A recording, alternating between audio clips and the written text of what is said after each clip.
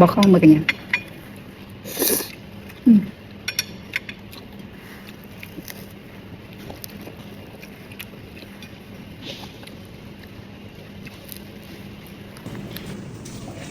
Ăn buffet cho cả nhà nha, cả nhà ăn buffet với em nha.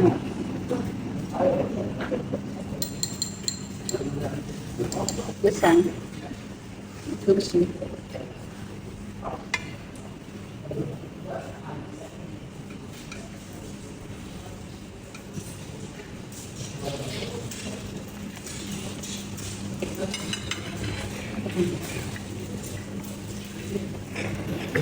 mà cả nhà ăn sáng nha. Hôm nay mình có bữa sáng buffet bỏ không mà cả nhà.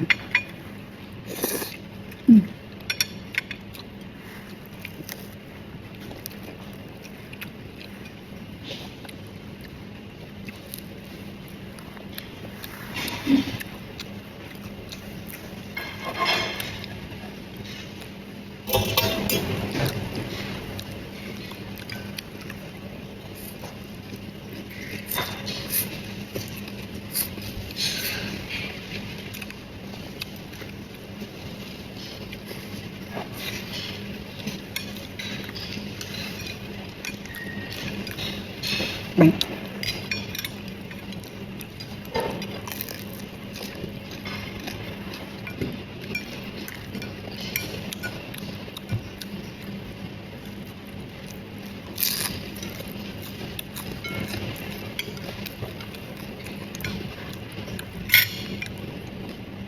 chả giò.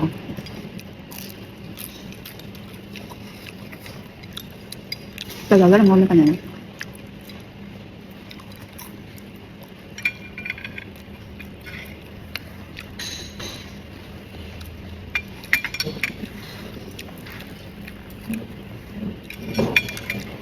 Bánh mì bò kho.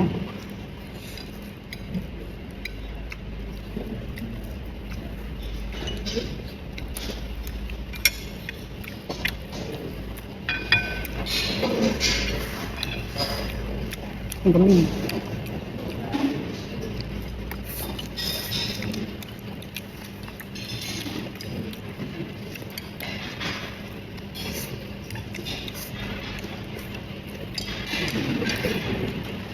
Cà rốt xào này ngon. Cà rốt xào mấy cả mì ngon lắm các bạn.